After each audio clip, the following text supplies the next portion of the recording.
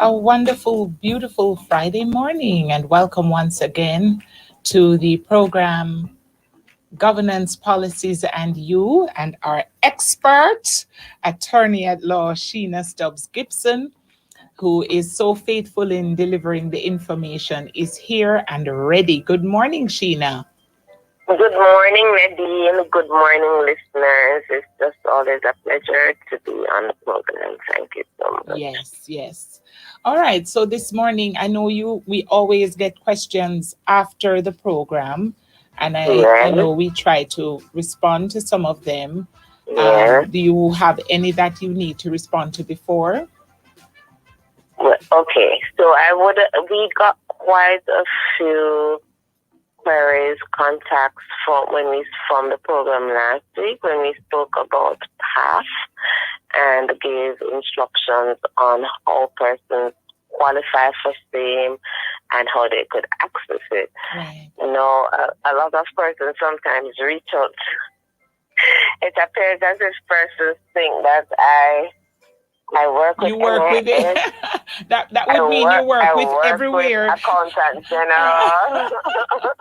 That would I mean you work work with with everywhere. PAS. Persons will send me stuff saying I am interested, as if they can just send on WhatsApp and then I will get them onto the program. So I had that kind of query where we'll have persons, and I responded to them, gave them the appropriate telephone number. There was a lady who said that she had multiple illnesses. She had a heart problem, she had diabetes, she had hypertension, cholesterol, and she wanted to know if she would qualify. So I did point out to her that she could qualify if it is that she's a poor adult or her disabilities amount, her ailments amount to what would be legally described as being a disability. Because a disability is not just being deaf or blind. Anything that renders you materially incapacitated. But unable to work. I did share with her the number, and then, sometimes you say to persons, okay, get in touch with the ministry, go there, and then they will start to tell you, I don't have the bus fare and I don't have this and that. Mm-hmm. And so then you give them the number and say, okay, call this number and try to see if you can get through. But people, if you want something, sometimes you're really going to have to, that's for the run sometimes. So if you want the grant, you're going to have to call the number. Yes. Yeah, and if you can't make it there, then call. And if you can make it there, then you make it. But it's not going to come to you just like that. Another person reached out and said that her daughter was pregnant and was not being assisted by the child's father. Because remember that under the PASS program, I had indicated that pregnant or lactating women would also be able to qualify. So the thing is that not because your child is pregnant or lactating means that they will automatically qualify, but she's right to ask a question if she thinks that her child's financial situation is such that is quite desperate. She's correct to ask a question. So what she's to do now is to get in touch, as I told her, get in touch with the relevant ministry, gave her the number, and then what they will do is facilitate the questionnaire being filled out. And the ministry is willing to come too. They're willing to come in certain situations, like where persons are unable to get about and move, bedridden, so disabled that they can't leave the home. There's facility in place for them to do home visits. So if you think your child is pregnant, and the point is you're going to have to get in touch with them. Right? And you're going to have to fill out the form for them to ascertain if this is actually a meritorious need, because you could have one that is just, yes, you're pregnant, but on merit, they're going to, when you fill out the form, they may well conclude that your situation, maybe you have a job or maybe the baby father not providing for you, but you have family members that are doing a very good job of assisting you. So reach out. As indicated before, we can still share the phone number.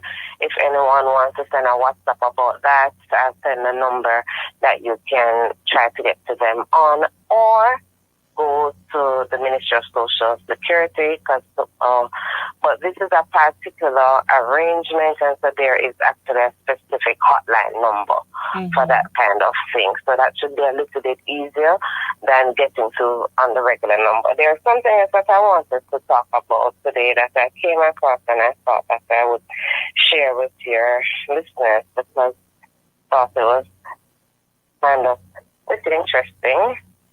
And in fact, when I saw it, I said, my parents telling me, yeah, let's screenshot it. So, as of July 15, which has not come yet, so as of next week, persons who are 6 years and over and who are fully vaccinated, as evidenced by the records at the Ministry of Health and Wellness, will be able to apply for what's going to be called the Conditional Cash Transfer for the Vaccinated, CCTV.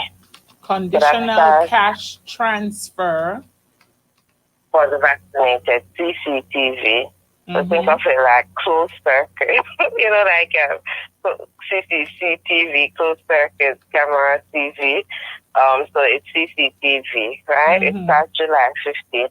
How it will work is that the program will be administered through the same care program that administers PASS, but it is a pretty simple process.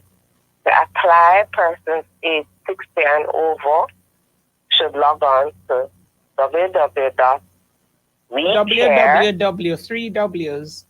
.wecare.gov.jm. If you're listening and you're 60 and over and you feel like you're not comfortable with the technology, ask your daughter, ask your son, ask your granddaughter or your grandson. Trust me, if you're even 9 or 8, you'd be surprised at the things that we can do. Nadine, on the internet. Trust me, honey, I have a 10-year-old niece, and trust me. The things that they can do. So don't be alarmed if you feel like you're not familiar with that kind of internet thing. We all have little family members or the neighbor's child that should be willing to assist you. So let me repeat that. You go onto the website www.wecare.gov.jm, and you're gonna put in your first and your last name. So I'm on the site. Which one do they apply for? Set cash, COVID-19 general grants, COVID-19 compassionate? Remember, the CC, you remember I said, and remember it starts in July 15th. Okay, so it wouldn't be there now. I got you. So the one that you're going to apply for is the Conditional Cash Transfer for the Vaccinated, and it starts on July 15th. Okay. So that's the next week, Nadine. Today is what? About the 7th, the 8th? Right. So that's next week, right? So that's why I'm making certain to put it out there early so that our people can be right up there early. Right. There are about 7,000 persons in this age group that are fully vaccinated, about 7,000. So we want to make certain that we get some of the money. And this one you don't have to establish anything like need. You qualify once you're fully vaccinated. Right. So you go on and you put in your last name and your first name and your TRN number, or if you don't have that, if you have your government issued identification, your driver's license, your voters ID, your date of birth, of course, so that they can be satisfied that you're over the 60 years, your mobile telephone number, an email address, and of course, they're going to want to know details about the vaccination that you got, the AstraZeneca. Everybody that has done the vaccination receives a card, and so you need that card to put in information, the vaccination, and when you did it, right? You will also be required to put on the side your preferred method of payment. So whether you want to get your money sent to your NCB bank account or your BNS or your Sagicor or your First Global, you would put that, or if you wanted to go through a remittance agency, Paymaster or Bill Express or whatever. Let's say if you have any doubts about your commercial bank account, just use one of the remittance company, right? Okay. If you're going to be using a bank account, you should make certain that you get the information correct, right? So you don't want to be putting a wrong account number or a digit wrong, and then your monies are diverted elsewhere. So if you're not certain of your bank account number, use one of the remittance agencies. Well, once you go on and you fill up the form online, you will get a reference number, and you keep the reference number, and that is what you will use to track it. So if you did the care thing in the past,